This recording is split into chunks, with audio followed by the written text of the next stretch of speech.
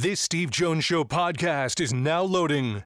The Steve Jones Show podcast is presented by Sunbury Motor Company, Brewers Outlet, and Purdy Insurance. I'm Ray Dunne, 97.5 The Phanatic in Philadelphia. Joins us on the show now. Ray, absolute pleasure. Great to have you with us. Thank you so much for having me. I'm excited to get a chance to talk with you today. Sounds great, Ray. Let's start with this. Obviously, Penn State's going to be a big deal anywhere in the state, including down there. What's the reaction to the move with James Franklin?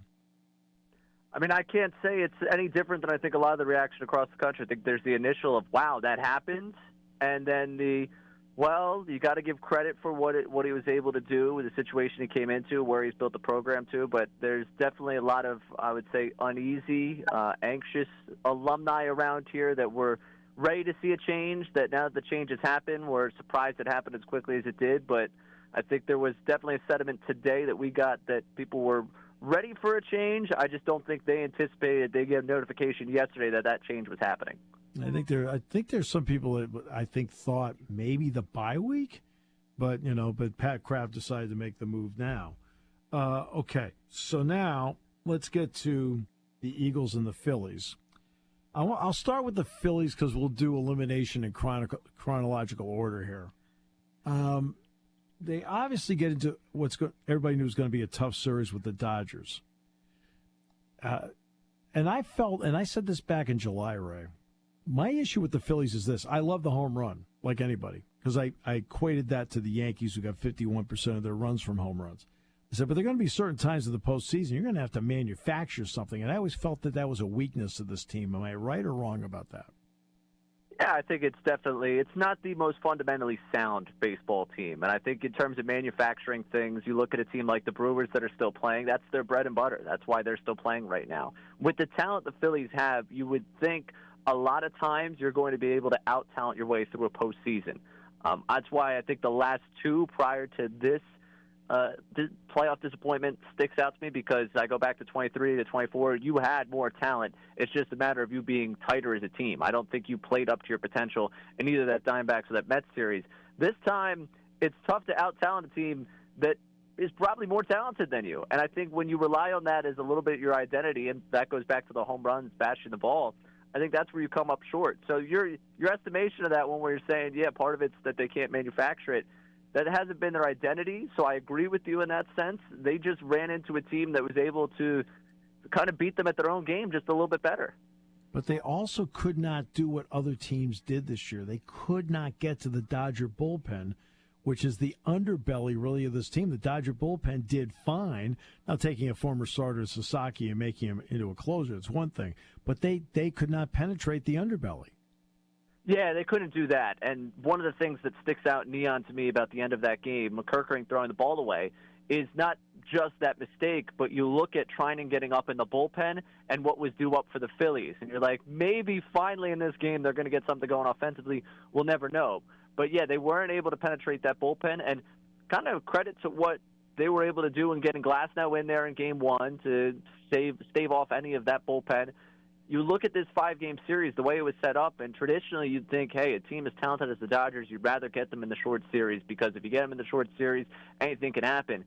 In retrospect, looking at this, getting them in a 5-game series where there's off days between 1 and 2, and then obviously the travel day to go 2 to 3, it gives you an opportunity to get more creative with your arms, and it probably gave them a chance to hide some of the flaws of that bullpen, because the Phillies were able to hit it a bit, but just not enough. They didn't get nearly anything against the starting pitching, and then when it gets to the bullpen, they're able to use quality starters instead of a bullpen that was bad for a lot of the end of the season. The reason why the Dodgers didn't really run away with their division and didn't run away with anything in terms of one of the buys in the National League.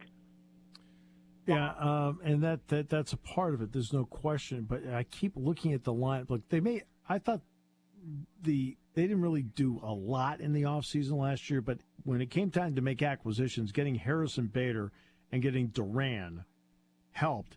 It didn't help that Bader then got hurt. Right. And I felt that set them back a little bit when Bader got hurt. Is he a star? No. But at this time of the year, good players make you better. And they lost a good player there who couldn't give them every inning, every day. And you're so right just about he's not necessarily a star, but look at this team when they've won series of the postseason the last couple of years. I'll always go back in 22 to Rhys Hoskins. The numbers, some of them don't look as great as you remember them, but right-handed pop.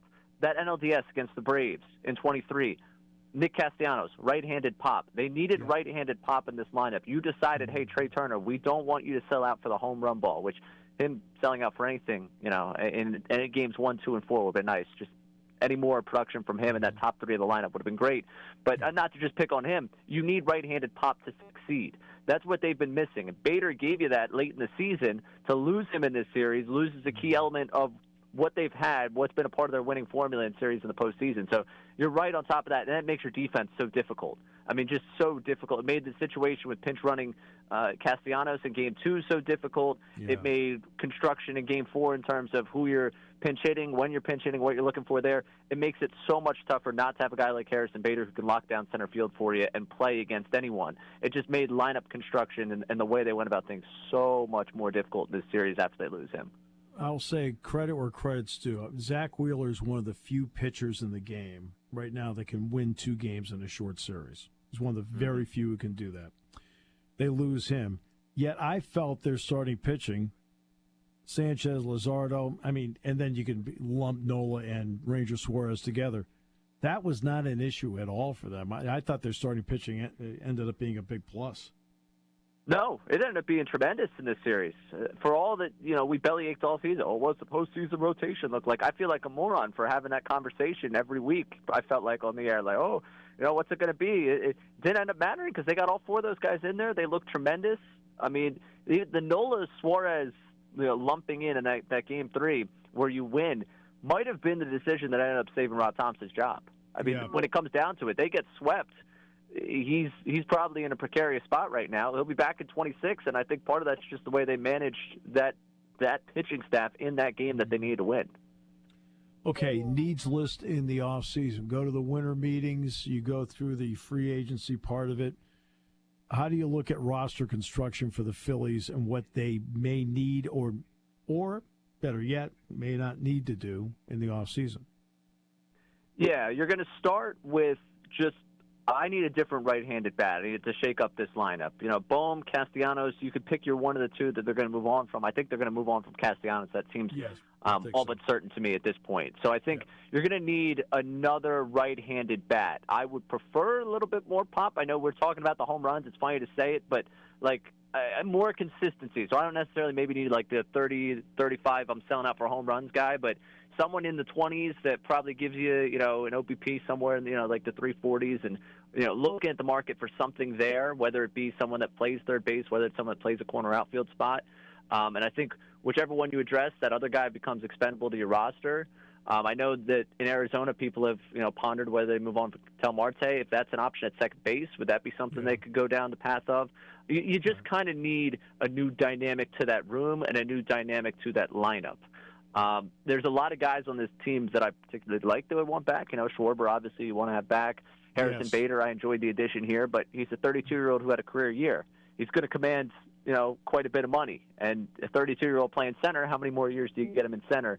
That's something you got to ask yourself. So Schwarber's one that he's still welcome back on my roster. Realmuto, with the way this pitching staff likes him, I think he's welcome back on my roster. That leaves you with a lot of, where do we make the changes here? And I think the changes have to start looking down at one of those right-handed bats, whether it's one that plays third base, whether it's one that plays right field. And, again, I think it's going to be a change in right field. It's just about where you go from there. Bullpen arms, they're finicky year to year. You're going to want to address that bullpen again. I don't know if you can address it any worse than what you did with Romano last season. So that ends up being, I guess, can't get much worse than the way you addressed it last year. But after that, you don't need really a ton of help in the rotation spot of things. But I think the biggest thing for me is going to be adding a dynamic right-handed bat to this lineup. And can you at least make enough really serviceable moves to upgrade at the edges of what might be a second baseman, a corner outfielder, a center fielder? There's a lot on the table when your team fails back-to-back seasons. Yeah, I did have to laugh because besides doing the play-by-play for Penn State football and Penn State basketball, I also do the play-by-play for the State College Spikes. And I was sitting there watching this Dodger series, And Harrison Bader played for the Spikes. Tyler Glasnow played for the Spikes. Tommy Edman played for the Spikes. I was going, it's like all these guys were here. It's like, okay. That's sweet. Isn't that the best feeling, though, when it's like, oh, you remember those games, and then you can now point to them and say, oh, look at what they're doing in the big spot. That's like got to be the best feeling in the world. Yeah, I mean, because I know Mike Schultz stepped down as the Padres manager. He was the Spikes third base coach. So it's like, like you know these people. What news to drop today on that front? That was absurd. That the phrasing of that whole thing. I didn't think if I'm the Padres, I don't think it's necessarily on him for what happened. But then again, I work in Philadelphia, and I know the way people go looking at coaches all the time. So that allows us to transition over to the Eagles. So let's do that. It's interesting to watch them play this year because I thought that their training camp, you tell me if I'm wrong, for a Super Bowl champion was pretty low-key and business-like. And the opening 6 weeks haven't been like that. No, there was a weird. I guess they wanted to kind of go with the whole Men in Black memory loss thing for the entire fan base when we got to the start of the season, where they were like, we're not talking about last year. We're not talking about last year. We're not talking about last year. And I felt like the first time adversity came up, Sirianni jumped back to, well, you remember when last year we started and it's like, whoa. Hey, man, you told us that we weren't talking about last year, yet the first time you guys saw any bit of adversity in the game, even games you were winning, you went back and harkened back to last season. So what is it? What's the deal with talking about last year? And I think that plays into a little bit of the storylines that everyone's got into. Is it 2023 all over again? And we keep doing that conversation. And it's like, well, part of the problem post-2022 was just a tightness in that locker room and a feeling of we have to get back to that threshold. We have to get back to that level. And you made such a big deal about not acknowledging last year, then you start acknowledging last year. It's a weird kind of dynamic of the messaging coming out of that locker room that I don't necessarily love because we've seen that group specifically get tight following the season when they go to the Super Bowl and have high expectations. And does this team scream a little tight to you? Because it certainly does to me. No, it does very much. And it's interesting because Jack Ham will kid me all the time about, Swan and Stallworth when he played with them, and he'll say, "Oh, Steve, those wide receivers." Yet when you look at, let's go now today or recent years, I don't care whether it's at one point was a Moss or a Terrell Owens or now a George Pickens or now even an A.J. Brown, because they're so dependent on so many other people to get them the ball. They complain when they don't get the ball, and I think that then becomes a domino you have to overcome because you're trying to get somebody on track with how a team concept goes. Yeah, he got praised, I think it was by Sirianni early in the season for a run block he made, and he basically said something to the effect of, I'm not in this for the participation aspect of this. I'm a wide receiver, and I want a wide receiver to have that mentality, to want the football. But I think that gives you a little bit of an idea of how they feel inside that locker room with, hey, that ball has to get to us. We have to be a part of what we're doing here. He did the whole, I'm not fulfilled by the Super Bowl win. Well, he's fulfilled by getting his numbers. And part of the issue here is whatever happened between Hurts and Brown a couple of years ago, it's not that it's something they can't overcome because we saw them win a Super Bowl, but it's certainly something right now that's on the forefront of their relationship. You don't see them talking on the sideline, and you can just tell it's tense with the way that they have to acknowledge whether or not they had a meeting, a conversation. A.J. Brown saying, I don't recall a meeting, and then A.J. Brown's taken to Twitter. There's a tenseness about that dynamic that you would love just a 200-yard game for everyone to be like, yeah, see, things were great all along. Isn't that what you all wanted to see? I feel like their relationship and this locker room needs that big game more than anything else. I want to get up front for a moment. Because they have not run the ball as well as they did last year. And there's a little different dynamic up front. That's going to happen with offensive lines. How much is that playing into it? And at the same time, on the push play, they've now been offside, and they've been able to get away with it 4 different times. Right? Where I'm wondering if there are a couple of guys there that they're jumping the gun because they aren't competent in it, and that's why they're doing it. They've gotten away with it, but they've been offside 4 times. On it. What's your look at that offensive line right now?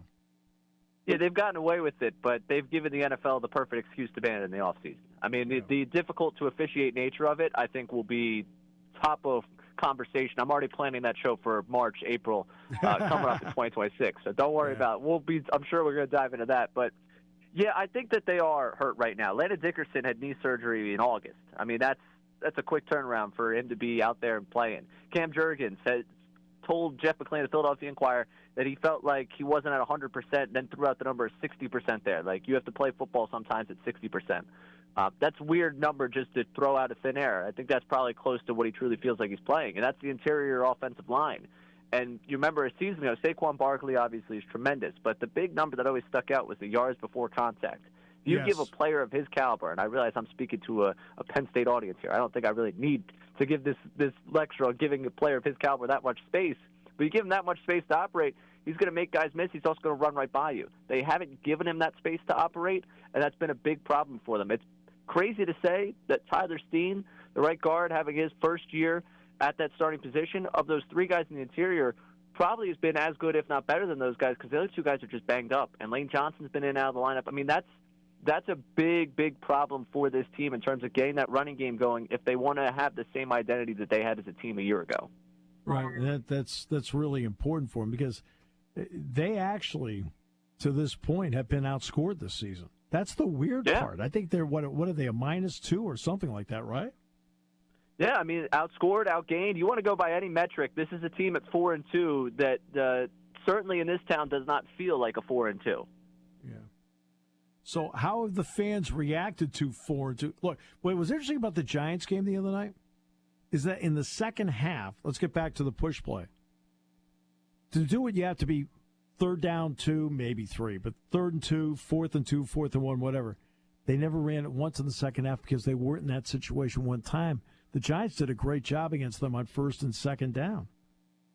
Yeah, and that's been a big problem, and it goes kind of to the offensive design right now. They're not getting enough. They are just not getting enough on 1st and 2nd down. Part of it is, I think, early in the season, they were going into that showcase Saquon-type offense, and offensive line wasn't allowed to happen. Also, it was just a predictable look. You know, based on the formation you're getting for the Eagles, you can usually tell when they're going to run, when they're going to pass, and that's not great. And they get behind the 8 ball in some of these downs, and then they're forced to air it out in what has been inconsistent passing game. I thought Thursday night was the first time this season where I look at it and say, hey, look, to me, that's a Jalen Hurts loss for you right there. That's one where I know the offense hasn't been good certain halves this season, but that game specifically, in that second half, you're down 10, you're going down the field, and Hurts throws the interception. Well, now you're really in a bad spot. They turn the ball over again. Those are things that aren't characteristic of what's been winning for the Eagles. Protecting the football, taking care of the football, and for them a season ago was taking care of your business early on downs. They haven't done it. Their offense, if you look at the second half of games, the second half that stuck out the most to you was the Rams game. What happened in that game? It was basically, well, we just have to air it out. I mean, they had to make an adjustment because they were down so much. In games they've been outworked and outcoached, really, in terms of adjustments offensively. They've been really worked in those second halves. And look, I know winning's exponentially more fun, but the Giants look like a team that was having fun playing the game, and the Eagles did not look like they had fun playing the game the other night. That's another part to it as well. They looked like someone at work at noon on a Friday that just keeps checking the watch because they're going to the shore for the weekend or something. They looked like a team all right, when's this thing going to be over? Or when can I clock out? I mean, that's the way it felt in that second half. And for me, it was when can I clock out of this night of Philly sports? Because I was by the time I watched that second half, I was about done, mentally spent with the efforts that I got put forth. Ray, absolute pleasure. Thanks so much. Really appreciate your time today. Thank you so much for having me. I appreciate it. All right, that's Ray Dunne, joining us from 97.5 The Phanatic in Philadelphia.